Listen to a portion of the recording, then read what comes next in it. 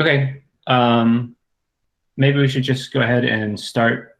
I put a couple items on the agenda up front, but I think the big thing that needs to happen is planning for release, the 1.8 release. So I wanted to spend the majority of the time trying to flesh out our planning there, because I think we didn't do such a great job with 1.7. So we should try and do a better job here in 1.8. So I put something that came up in the networking working group, and I should probably, this isn't tracing, this should be telemetry. There was a question in the networking working group about configuring access logs and using them on a per proxy basis. And so we took an action, or I guess I took an action item out of that to sort of figure out what we're going to do with the telemetry API. And we already had an RFC. I know, Mandar, you had asked to see if we could just get agreement on the motivations. And so I wanted to point to the requirements section of that RFC and see if that was sufficient, or if you think we need more detail there, or more agreement, or a different way of arguing. So I wanted to put that up for discussion. Can you hear me? Yep. Yeah. So yeah, I think. I mean, I have. I can share this tab too. Yeah. So okay.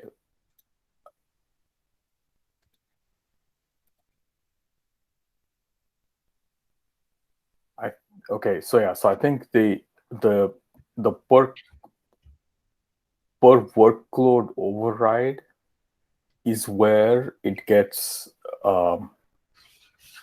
either tangled up, or it gets very closely related to other similar APIs in Istio, including on WebFilter, as to what's the per workload override and customization semantics, and how do they look. I think the other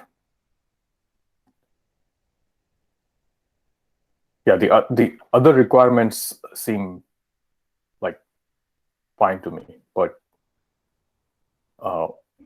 the part that I would like to get agreement on, kind of across Istio, is how do we deal with these overrides? Like, how do you specify a default, and how do you override those defaults, and what happens when there are multiple things that match? And these are all the questions that either we have answered in different ways in different APIs, or sometimes we have left them to implementation and then kind of retroactively encoded the implementation as API.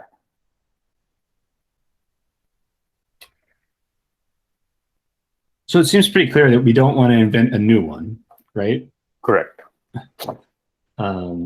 So is the question then which of those other conventions we converge on? Right. So what? Yeah. So I think the way I would like to go about this is that we slice off this particular piece of work of how overrides work as a separate work item. Okay. And the telemetry API specifically should concentrate on the other aspects, and when we solve the override piece, it should apply equally to whoever needs to use it, including this API. So yeah. So what I'm suggesting is that we split this into two parts, because I think the override part can be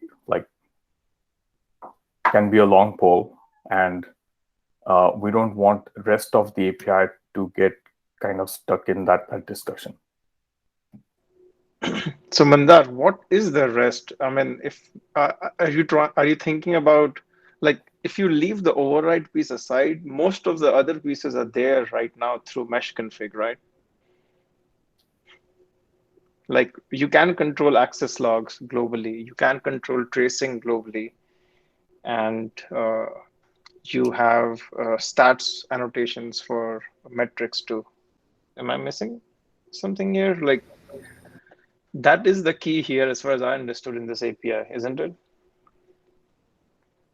Yeah, I mean, I think there are some small like tweaks and refinements, but in general, I think that's what I was thinking too. Is this is really just about how we apply telemetry at the workloads. I mean, there's also some standardization of like access log sampling or that sort of thing, right? That you were trying to get in this API, at least last time Yeah. I looked, right?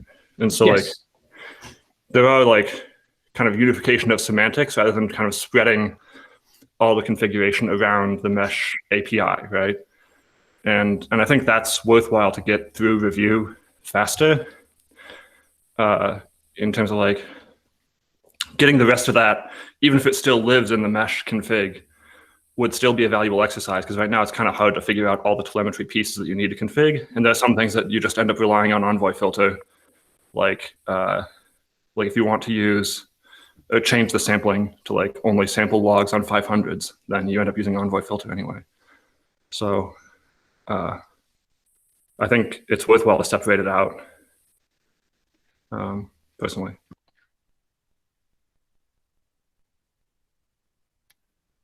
Okay, so I suppose I think I do share Brian's view that there is like enough here to have to do the telemetry specific part. But then yes, I guess the override is also the large part, and maybe we have to tackle it right away. So again, right, we have at least two different APIs: sidecar API and Envoy filter API, and they have different override semantics. Sidecar API has replace, and Envoy filter API is like imperative, just apply things in an order. But the operations are actually encoded inside the API itself. So we already have at least two flavors, and we can either harmonize that, come up with a new one, or use one of those two. So like, those are the general choices. Mandar, you're thinking about once we have made the mesh config API more, palatable to what we want, then whatever the next level API is, what should be the override semantics? Whether it should be like I think if you leave Envoy filter aside, every other config like gateway, resource like gateway or peer authentication or request authentication, they all work in the same way where they override whatever is given in the mesh config directly, right? And it's I don't think any of them does a merge. Well, no. So the issue comes is when how do you actually select a particular workload? So if two of these resources select the same workload, right? What is the multiple inheritance story here? Do we define it or not? What if you have a resource in the mesh config, one in the namespace, and one is workload specific? What applies, right? Like these are, yeah. And Envoy filter does it in one way, and sidecar API does it in another way, and we have to choose which way we go here. But it would essentially, right? So this is the telemetry API, but I expect other APIs which also apply to the workload but don't necessarily do specific telemetry things to have the exact same concerns and requirements that I want to apply it here or I want to apply it here. So that's like, so yeah. So I think that's what we need to solve in the override API, and the specific requirements have been, I think they're also in this talk, but also in the extensions API doc, we have laid out some very specific things about being able to canary changes, and so yeah, so all that has to be satisfied by these override semantics. Yeah, makes sense. One quick question to both you and Doug here.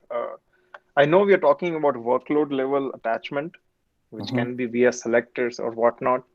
But for telemetry, for few cases, does host-based attachment base makes more sense? Because, I mean, what I'm thinking is, do you want as a user to configure for a particular service a telemetry, and via service you mean a host here, rather than saying I want different properties for a service for a particular client workload and a service workload, like that at a server workload? That does not make sense to me. Like, why would someone want different kinds of telemetry for both client and server side workload? I think that's a good point. Canonical Service has tried to make that part easier so that we can still talk about the same thing. Like, what do you think? So were you saying that also you wanted the clients of the service to have telemetry collected in the same way? So anyone calling a service gets the same telemetry? Yeah, I mean, like, so if you have sidecars on both clients and server side, right, on workloads, so if I, as a user, want to say I want X, like uniform telemetry for reviews.default or service.com, or service.cluster.local, right? Is that a better API? And then all the clients and the servers, whenever they emit the telemetry for that particular service, which is like the canonical service that Mandar was saying, it has the same properties. Is that useful, or telling users, no, you have to configure on the server side workload and on all the client side workloads? Well, so I guess the question is, if I own a bunch of client-side workloads that call reviews, but also call ratings and call book info or something, right? Do I get non-uniform telemetry just because they're calling different services? That's also true. But that can also happen when you are attaching it to workloads, right? As in a particular client, I guess, yeah. What is more important, a particular client or a particular server emitting the same telemetry across all services, or a uniform telemetry across all workloads for a particular service? I'm not sure what my input is here, but for us, we would want to have cost attribution in line with the service. And so we really do want, like, because telemetry, a lot of the reason you turn off telemetry is to reduce the load and cost. And so I'd want that on the workload basis. I don't want that on the listener or edge basis. I see. Okay. So one concrete example of this is that when you have request classification, right, Open API spec, it would actually make sense for and especially request operation, which is like already part of the label. But anyway, even if it is not, it would make sense for the metric to be uniform, regardless of whether it's emitted from whether the source is client or source is server. So I think at least that is one case where it actually makes sense to have the server side classification also apply to client. But I Yeah, think you're that- doing Wait. it based on a host at that point in a way. I mean, isn't it possible that the way I classify my requests should be private to me in some sense? Like, why should our client know? Why should a client know how I'm? I guess if it's in an open API spec, it might be. Right. And I think it also depends on the ownership model, right? So Right. far, we have not been thinking about the client telemetry and the server telemetry as an ownership thing. It's more of a measurement thing. It's two views of the same information, and if that's our continued thinking, then it makes sense for the views to align. Exactly. But if we want to go with what Doug was saying, is that no, I own the service and I want my client side telemetry to be collected in this other way. It like, I don't know, that requirements doesn't seem realistic to me. But then I don't know if someone has that need or knows about it, or Doug, if you know that this is required, then I think that's a separate story. So I think it's reasonable to think that different people deploying workloads are going to have different requirements for the statistics that they want, right? That just seems natural to me. Like, I might not want to collect anything, like Brian was saying, for my workload that calls your service, right? But you as a server might want to collect all the stats, right? Okay. Okay. So yeah, we need to reconcile those two.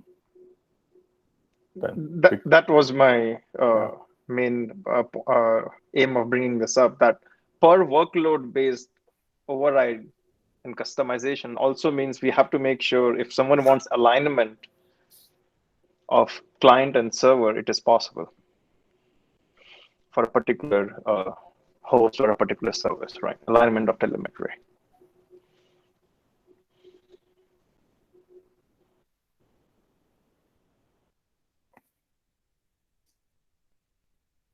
And by service config in the previous point, we mean more like a canonical service config now, right? Or is it a host service config? I don't know. I don't know how many people use canonical, to be honest. No, we want them to use it, right? Because it removes the ambiguity.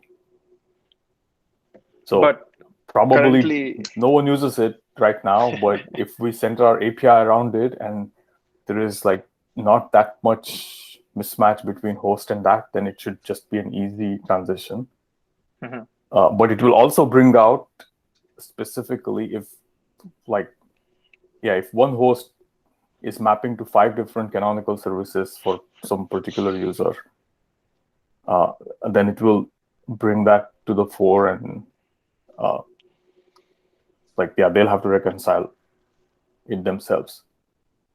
yeah, and all the current APIs, the networking ones like destination rule, gateways, and virtual services, they're all host oriented also. Something to keep in mind.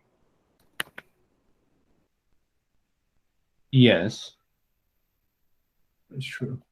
But workload bound APIs are not. The networking APIs are, and none of the workload APIs are, right? Yeah. So Yeah. the authentication authorization APIs by necessity are actually bound to the workload, right? We had made the mistake of binding it Yes. to names before. Yeah. So there is the client side is bound to the name, and server side is bound to a workload. And maybe that is something we could kind of continue. That's where, I mean, I don't know if it is a good model, because I know I've been trying to convince Louis to move away from host-based attachment completely. But that might work if you continue to have client-side hosts and server-side workload. Maybe just follow it, huh?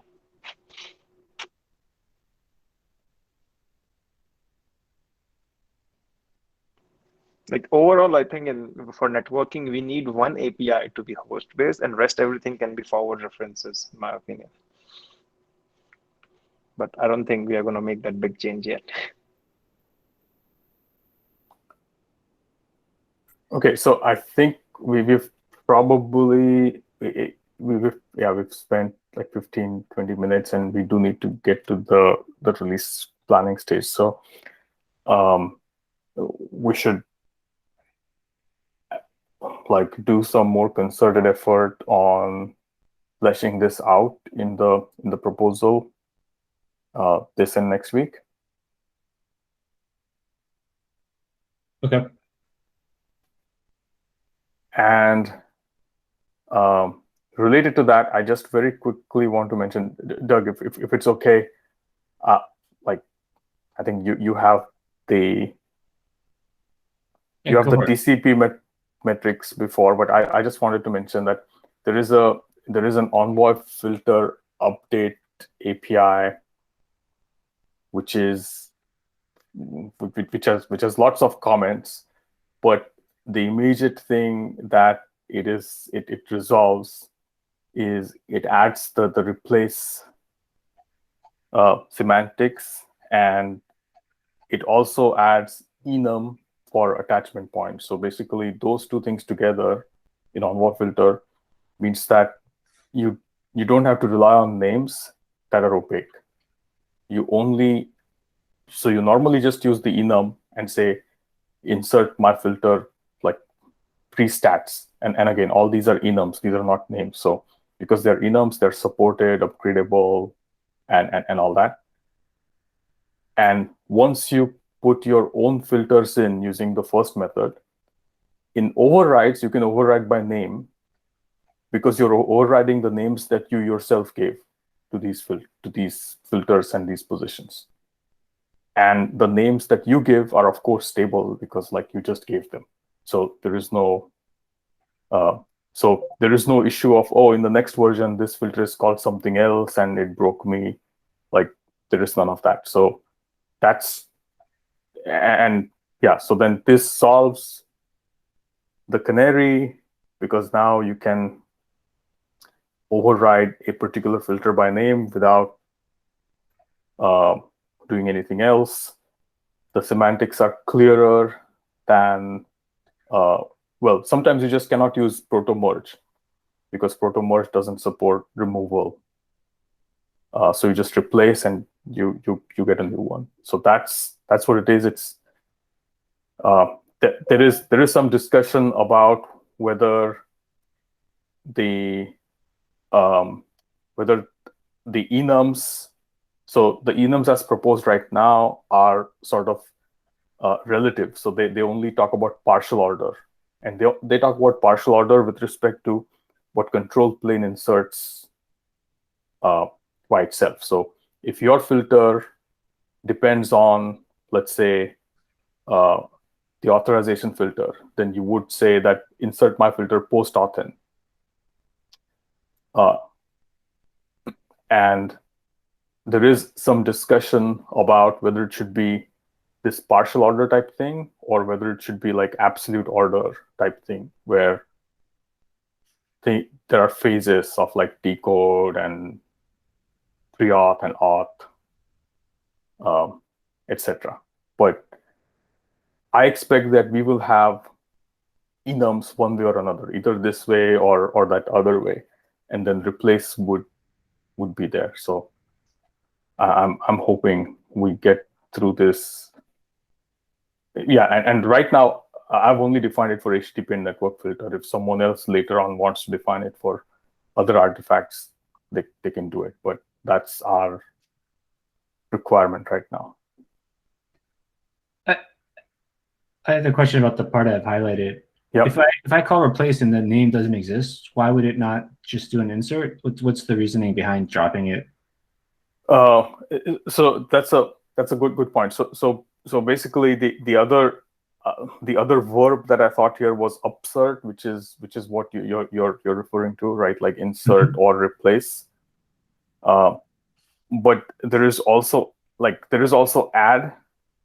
I think we could change that and say that we will add.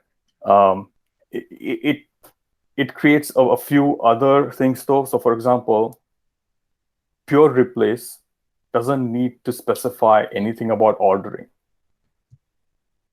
right? Because it means that that work is done already someplace, and you just say, okay, now replace it with this thing that I gave you. Whereas add or replace means that if you can't replace, you need to specify where it goes. So now you need to know what your specific requirements are with respect to who consumes you or who you depend on. And it's a way to kind of split the function between add and replace.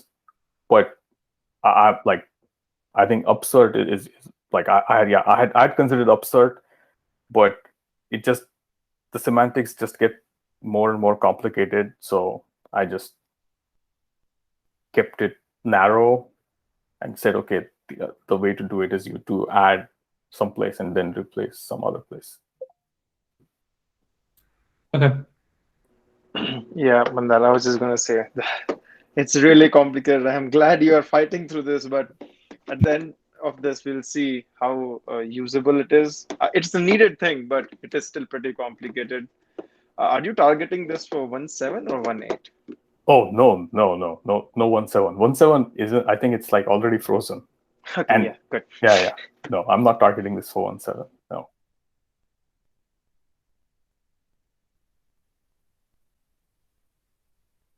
And I agree, Neeraj. Like it is very, very, very complicated, but the function that we want to do is also a bit complicated. And the other kind of goal is that even when most of the things are left unspecified, it should still work. That's the goal. So you really need to dip into all the settings when you know your filter depends on some things. If it doesn't, then just add it and you're done. Yeah. And don't even bother with the names, right? Just say add and put it somewhere, and then it will just work.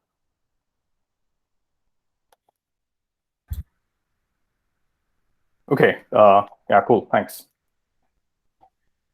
Okay. I put this next line on the agenda just because someone raised it in the Slack channel.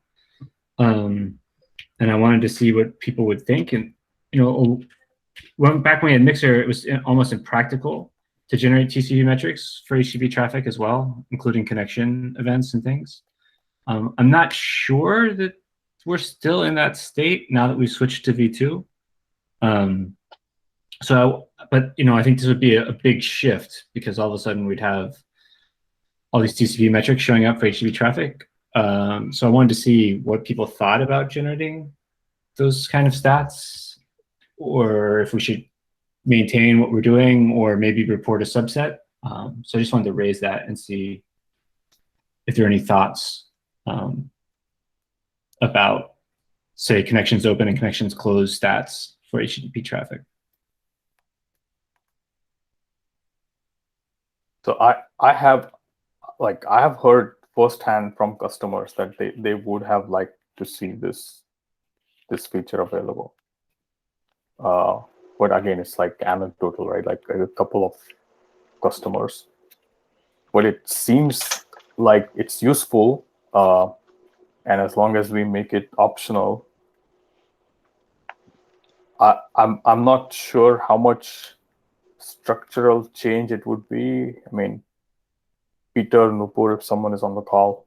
So I want to already expose some stats about the TCP open and close for HTTP request. Although it doesn't have the rich workload information that we have for these two stats. So yeah, I think it would be useful, but I guess most people won't need it, or like the basic Envoy stats would support, would have enough observability on this. So, and I think this is just a configuration thing, right? We just need to insert the network. Insert the stats filter into the Correct. yeah, right. Yeah. So right now we, in fact, at some point inadvertently this was happening, but right, it's inserting the TCP filter even on a filter chain that has HTTP filters inserted later, and I think now we do either or. I Yeah. think So there might be the way that user already. Like user might already be able to configure this with our filter, I think, like insert the stats filter into the HTTP chain. So I'm not sure. I was going to suggest, I mean, so you all are thinking of adding a network filter also with a HTTP connection manager, and then in the network filter have the stats WASM filter appended. Is that the idea? Yes. Yes. Does it have, I mean, I can't imagine, but does it have other networking implications having this extra config now? We'll need No, I metadata think it's exchange at TCP level, right? Right. Actually, that's true. implication. Yep. I missed that quote. Can you say that again? We will need metadata exchange via TCP Alpen. Right. And oh, actually, so, and if we have metadata exchange by TCP Alpen, then we can actually switch off HTTP metadata exchange. Well, no, because then, so currently you can get HTTP metrics even if you're not using MTLS. Oh, yes. Okay. So in that case, we will turn it. Yes, we will use it. Correct. Okay. But yeah, but in a mesh which has TLS, you can just use TCP metadata exchange, and then it's much cheaper. I wonder what's going to happen when the tunneling work happens when we start sending TCP over HTTP. It will become confusing, I think. It will be, yes. We have to solve that anyway, right? So I'm guessing at this for TCP metrics for HTTP, open and close are more important compared to the actual byte histogram. Yeah, I was gonna say there's overlap between the two related to bytes, so we might only want the connections. Exactly, and I think that's pretty useful, especially if you want to see how connection persistence and HTTP2 is performing overall from the connection point of view. It also catches protocol errors. So if there's a HTTP2 protocol error, you can get some signal. Because right now we don't get any event at all if you have some incorrect HTTP packet. We do get the downstream DCE, right? We do get, there is a response flag, isn't there? Yeah, Envoy has a metrics. It's just we don't get it at the Istio level, so like it's just invisible. Oh, okay. I thought it does show up in our stats as the response flag with like response code 0 and response flag of downstream protocol error. That happens if you already started parsing, but if HCM is not able to parse, it just doesn't run the filters. Okay. Okay, but it sounds like we think this would be generally useful, so maybe we can put it on the table then to write the design and start getting work done. Does that seem fair? Yep. Okay. So then the big thing to spend our last 20 minutes on, I think, is just ideas for 1.8. What do we think we should accomplish? What do we think we can accomplish? I put some ideas out to sort of seed the conversation, but I'm more interested in what other people think and what we should have. So I open the floor to everyone to contribute and add.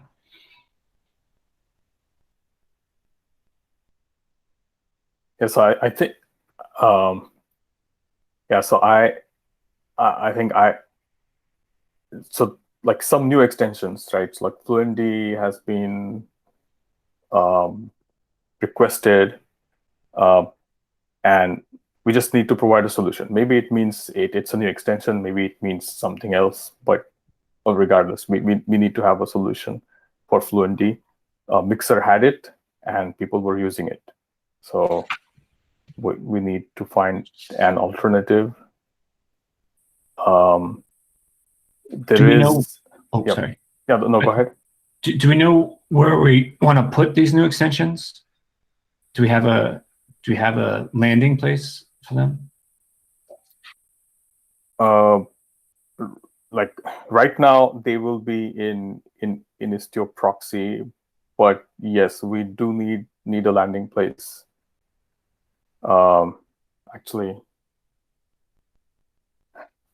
yes, we do need a landing place. So how about that? Let's put that specific thing on the agenda as well.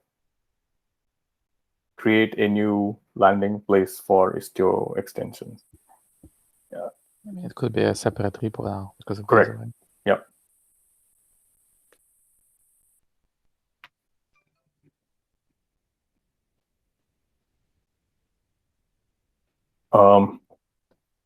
The next one, which I had, which was like other non-standard stats that Envoy collects, and there are tons of those, but they're not available through the stats endpoint, and we need it. Like right now, I need memory, right, /memory to be a stat where I can look at it through gauges and look at multiple things, and it's actually it would be pretty useful to be able to either get some of the high value stats already or do it on a more ad hoc basis. So I think it's I think that would be useful. And then one of the things that we have pointed on in several previous releases, which is connecting, which is metadata about things that do not have metadata exchange installed. I really think we should put it back on the agenda with, yeah, and like really commit to it.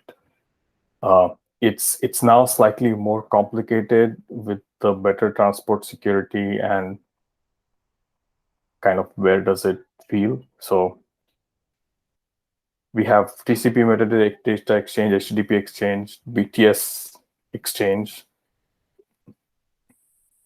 and this. So we really need to figure out what is better BTS exchange. Well, I mean, BTS also has headers, right? So you can exchange whatever you want through BTS.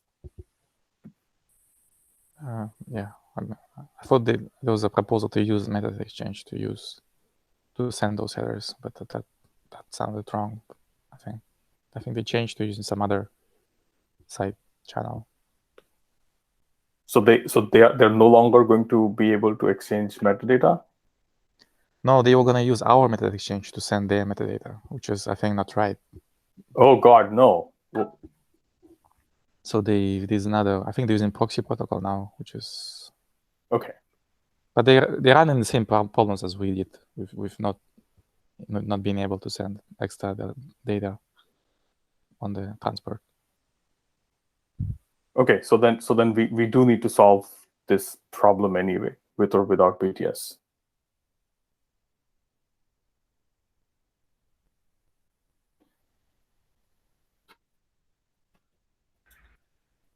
Related to metadata discovery, are there other long-standing requests and issues that anyone's aware of that we've sort of have been ignoring or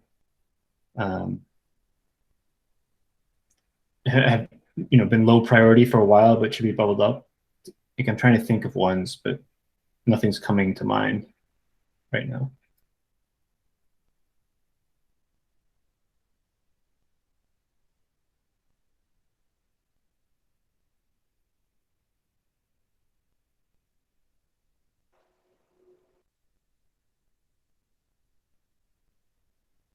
Yeah, we can go back and see. Hey, Doug. There was my context, the trace context stuff. Did you guys want me to generalize that out for all the tracers that support it for 1.8 release? Or do we want to just leave that for the open census trace exporter? I'm fine either way. Willing to do the legwork on that. I just don't want to land it and then be taking it apart for your stuff anyway. Yeah, I think that's a good question. If we think that we'll have agreement on both the workload selection bits and the telemetry bits and implement it in 1.8, or if we should do some trace context work for 1.8 with what other people think? It doesn't seem like a blocker for most people. I've just seen questions in a few places around it. Yeah. And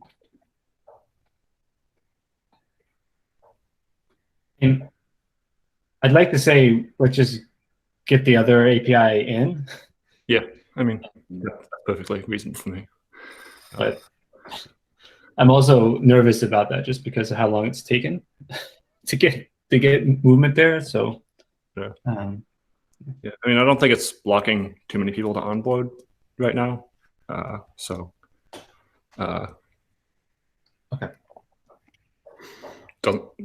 I was wondering if it seems like a high priority, then I'll get it in for 1.8. If not, then I'll just kind of leave it.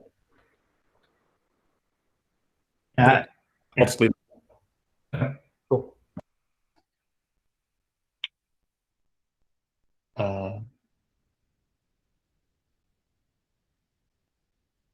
Other things that, Jay, pull that up. Was there going to be any, I was asking about putting the Envoy filter WASM code in inline bytes rather than an inline file. Is that part of this work group, or should I ask networking for that? That inline bytes, are you saying actually in the Envoy filter API itself, or are you saying for actual transport? The Envoy filter API has an inline bytes field. Currently, if it's used, it crashes Envoy. I would love to actually put my WASM code right in the Envoy filter CR rather than having to mount files into the sidecar. So I think that with ECDS and with URI, which is already supported, you should be able to do it. Unless you have a special need that you must include it in Envoy filter, I just don't see why you would want to do that. So if you have an issue where this is being discussed, we could do that. But I just don't think putting 1 megabyte of encoded base 64 encoded things in Envoy filter would be very useful. Can you give me an example of doing it with the URI, because I couldn't get that. I couldn't find one. Okay.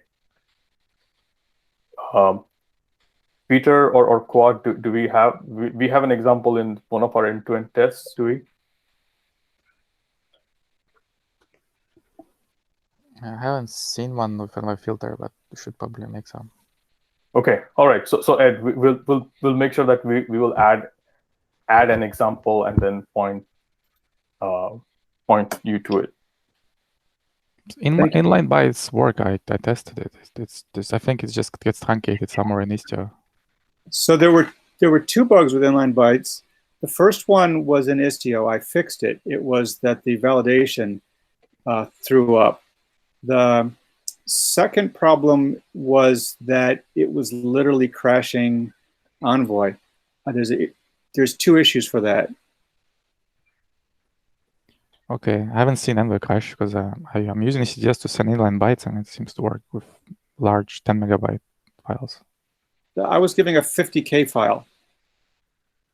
That could be an issue in Envoy Wasm, and you should probably post an issue there. And it might be an actual Envoy bug, and it's not about Envoy filter. Okay. It's not supposed to crash even on malformed Wasm. When I would send it, and I spent 2 days on this, when I would send these inline bytes, they'd be rejected by Envoy. Rejection might be expected if, I don't know why, but but crashes are not expected. Okay. I will send a link to the group.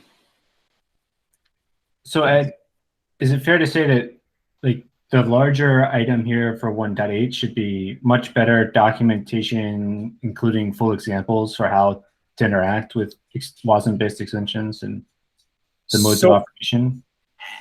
From my point of view, I want the following. First, I want to be able to use Envoy filter without restarting the pods. If I can do that with a URI, that's great. Currently, I have to restart them, and that doesn't help me. The other thing that UX wants is the dashboard and possibly the place to put the new extensions. It would be wonderful to have some kind of command line or web front end to sort of say which pods and which workloads are running which filters, because the Envoy filter workload stuff, it can't be passed in as label selected to Kubernetes. It's very hard to figure out which pods are running particular WASM, which Istio, which Envoy version is running. And I think I'm going to do that myself, but I was confused. I spent a long time trying to do assembly scripts and figuring out like which version of the solo assembly script library I needed and all that stuff. So anyway, UX would be happy to talk and collaborate on any kind of dashboards, command line tools, and what we want is just any kind of way to add and remove these filters without restarting the pod.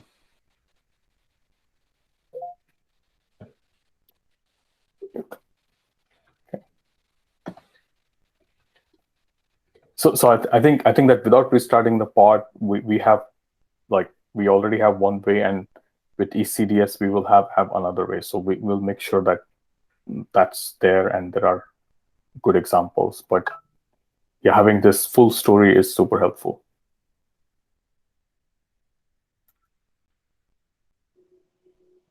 Okay. What's Jay. ECDS? Sorry, go ahead. Go ahead. No, go ahead, Naresh. Now, what's ECDS? Is that the extension discovery service or something like that? Yeah, exactly. Okay. Jay, did you want to talk about the issue you added to the chat? I just wanted to make sure that this one, gets slated for whether it's a 1.7 or 1.8, doesn't matter to me. But, Peter knows we've been going back and forth since 1.6, maybe even 1.5, with this proto-sniffing situation, which is generating bad telemetry sometimes, and we don't know really why. It looks like the ultimate solution would be this this issue here getting resolved. I mean, in general, all of the features that you guys are discussing, are good, but we also need to make sure that existing telemetry is meeting people's requirements, right? And so most of the questions we get in Kiali is, why does my graph look like this? And it's always comes back to, well, this is what the underlying telemetry is presenting. And so with all the progress, that's great. But yeah, I mean, understanding the telemetry that does get generated today is important. So that's really all. Yeah, one thing I wanted to understand about this is this issue was specifically about not, or at least originally, not using protocol sniffing as an implementation detail. But your real ask here is just make sure that it always works, right? Right. Like you don't So, actually care if it's using protocol sniffing or not. I don't care. So I understand from what Peter wrote, I believe in the comments, is that, you know, you can get around this by disabling the proto sniffing. And that's fine. But I guess if you need proto sniffing, then that's not fine. Right now, the default is 5 seconds, right, with the timeout, which is really long. But for some reason, in certain situations, if you don't disable the sniffing, you're still getting, like, we can get it pretty often in just this one demo app we have. We don't really know why it happens there. Even with 5 seconds, you get it. Even with often, 5 okay? seconds. Okay. Even with 5. Did you ever put it to infinite? Because that's I what I did. was planning to do. Was I did. I don't think set we it can to, disable like, it. I set it to, like, I don't know, 10 hours or something, and I actually did not see the problem. Okay, good. That, I think, like, I don't see how we can solve that issue in the current state of actually getting rid of protocol sniffing. But getting it to that an infinite timeout can be used is feasible. So that's probably what we'll do. Yeah, I don't. Thanks for the info.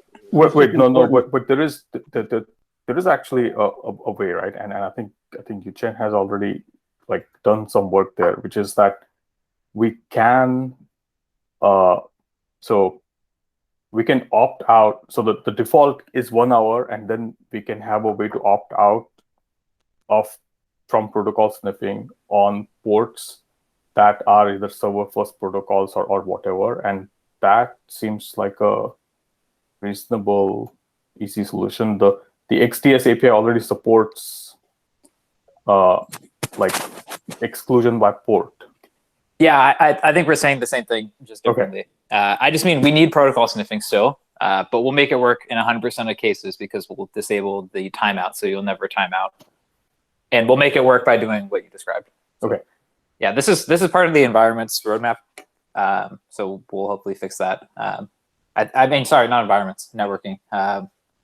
So, yeah, thanks for bringing this up.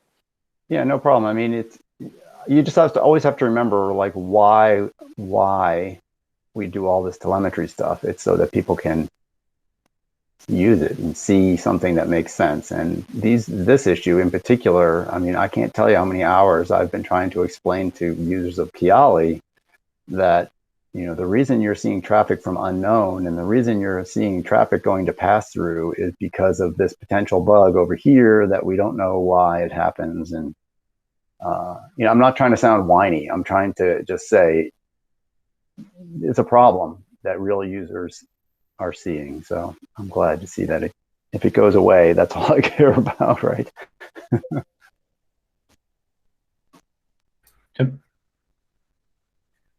Okay, we're about out of time. So I just encourage people to add other things they think are important to these notes.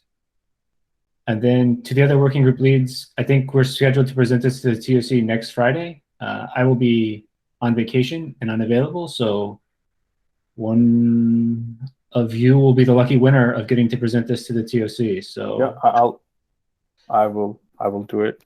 Okay, it's most likely that it'll slip by a week or two given historical trends. So it's pretty safe to volunteer, but.